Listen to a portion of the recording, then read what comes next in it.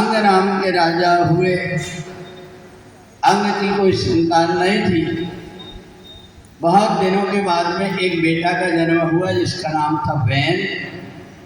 परंतु संतान बरमेको गुणीपुत्रो नता मोर सतान्यपि, एक ही बेटा हो पर गुणवान हो।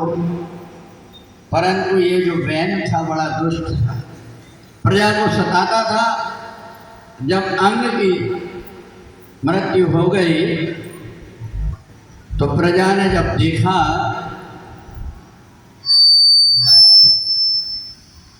वैन बड़ी दुष्टता कर रहा है, तो एक दिन प्रजा ने उसको मार डाला।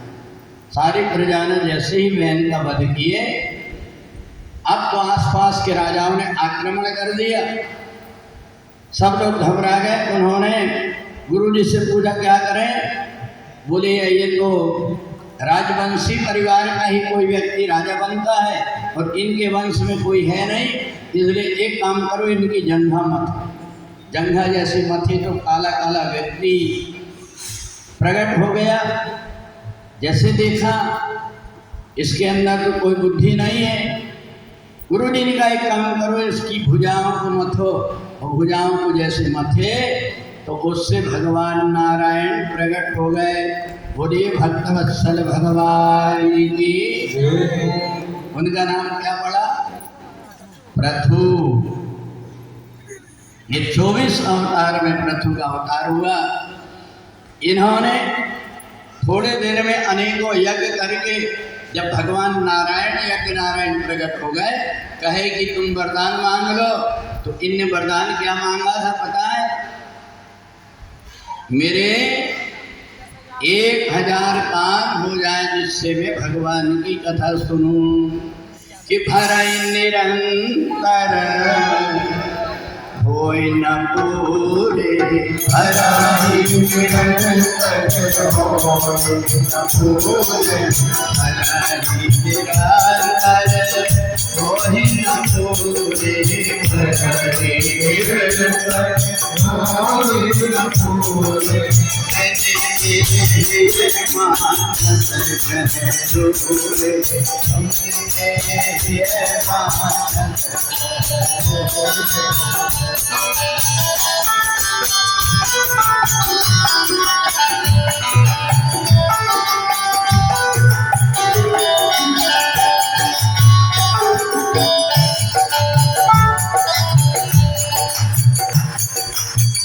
पृथु ने जब परमात्मा ने ही अवतार लेकर के आ गए तो उन्होंने क्या किया कि राजपाट की तरफ ज़्यादा ध्यान नहीं दिया।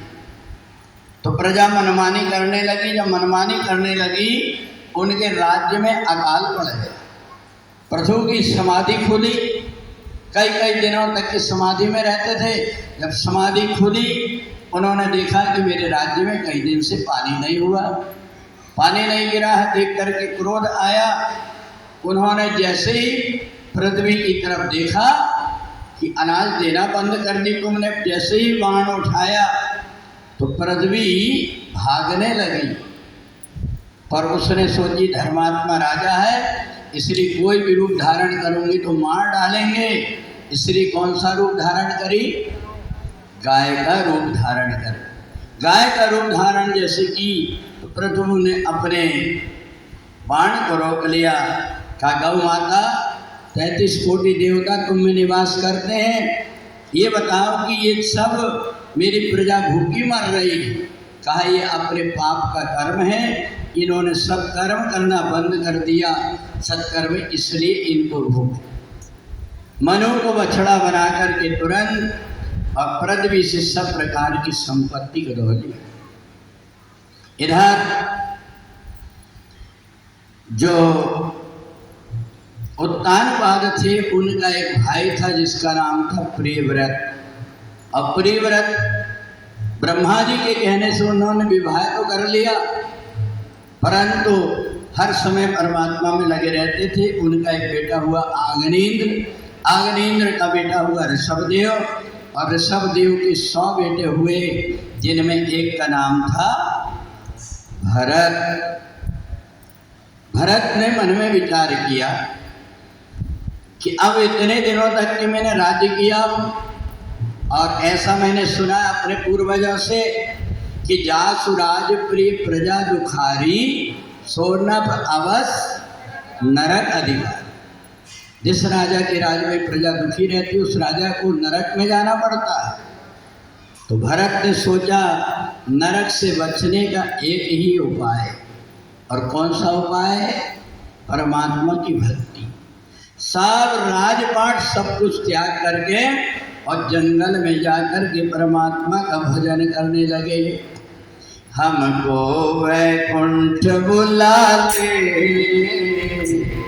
ओ कन्हैया बांसुरी वाले, अरे हमको वैकुंठ बुला ले ओ कन्हैया बांसुरी वाले, यदि हमको वैकुंठ बुला ले ओ कन्हैया बांसुरी वाले, अरे हमको वैकुंठ बुला ले ओ कन्हैया बांसुरी वाले, बांसुरी वाले कन्हैया बांसुरी वाले, कन्हैया बांसुरी वाले, कन्हैया बांसुरी वाले, हमको वैकुंठ बुला ले और कन्हैया बांसुरी वाले, अरे हमको वैकुंठ बुला ले ओ कन्हैया बांसुरी वाले, मथुरा में जन्म लिए गोकुल में खेले,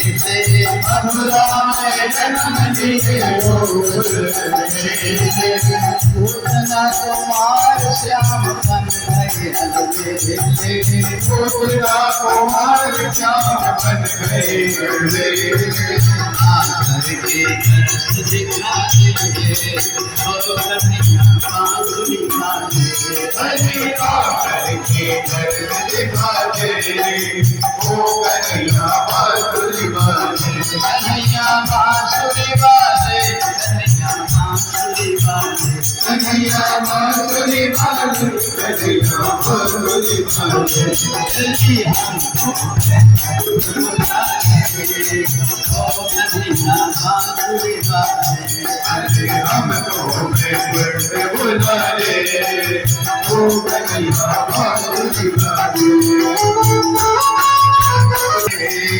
ओ कन्हैया बांसुरी वाले, अरे हमको वैकुंठ बुला ले ओ कन्हैया बांसुरी वाले, साधना करने वाले व्यक्ति को थोड़े समय बोल बोल करके कीर्तन करना चाहिए। इसके बाद में आसन में बैठ करके और अपनी जिह्वा चला करके और उपांशु जाप जिसको कहते हैं जीव चला चला करके मंत्र बोलना चाहिए। और जब मंत्र बोल करके थोड़ी देर हो जाए अपने बाएं हाथ को नीचे दाहिने हाथ को ऊपर रख करके और श्वास के साथ में मंत्र का जाप करें। इससे धीरे धीरे मन एकाग्र होकर के परमात्मा में लगता है। भरत ने यही किया, थोड़े दिन में समाधि लगने लगी। एक दिन भरत ध्यान में बैठे हुए थे, इतने में शेर की दहाड़ सुनाई, परंतु जो अपने जन्म और मृत्यु से निश्चिंत हो जाता है उसको मरने का डर नहीं लगता। उन्होंने देखा कि मेरे बगल में कहीं शेर की दहाड़ आ रही है। आँख खोल करके देखा तो हिरणी का झुंड भाग रहा है। एक हिरण गर्भवती थी, भाग नहीं पा रही। शेर उसके नज़दीक जैसे पहुंचा तो वो जाकर के गंडकी नदी में कूद गई और नदी में जैसे ही कूदी उसी समय पेट में जोर लगा और पेट से एक छोटा सा हिरणी का बच्चा हो गया। वो तो पानी में गिरते ही मर गई। शेर भाग गया लेकर के और इधर छोटे से बच्चे को भरत ने उठा करके पाल पोस करके बड़े किया। जीव जंतुओं से प्रेम रखना एक अलग बात होती है और जीव जंतु के मोह में पड़ जाना एक अलग बात है। हम हमारा ऐसा स्वभाव होता है, हम अगर एक कुत्ता का बच्चा भी पालते हैं तो जब वो बच्चा इधर उधर चल जाता है या मर जाता है, हमें दुख लगता है कि नहीं लगता। इसलिए कहते हैं कि मोह माया अगर करना है तो केवल परमात्मा, सबकी ममता ताग बटोरी। अगर मोह माया ही करना है तो परमात्मा से, और परमात्मा के अतिरिक्त कहीं भी मन लगाए तो एक ना एक दिन रोना ही पड़ेगा। तो इसलिए परमात्मा के अतिरिक्त ये मन कहीं लगाना नहीं चाहिए। भरत ने सोचा इसकी माँ मर गई, अब इसको बड़े प्रेम से पालने लगे। जब ध्यान में बैठे तो गोद में बिठा लिया उसको। धीरे धीरे बड़ा हुआ, दूबा खाने लगा। एक दिन वो हिरण जंगल में गया तो दूसरे जानवरों के साथ में भाग गए। अब ढूंढते ढूंढते परेशान हो गए, खाना नहीं खाया, पानी नहीं पिया, रात में सोया नहीं। आखिर हिरण की याद करते करते इसके भी प्राण निकल गए। और कहते हैं गीता में आया, अंत काले च मामेव स्मरण मुक्त्वा कलेवरम यम यम वापि स्मरण भावम त्यजन्ते कलेवरम। जिसकी याद करके तुम शरीर को त्यागोगे, मरने के बाद में वही शरीर तुमको मिलेगा।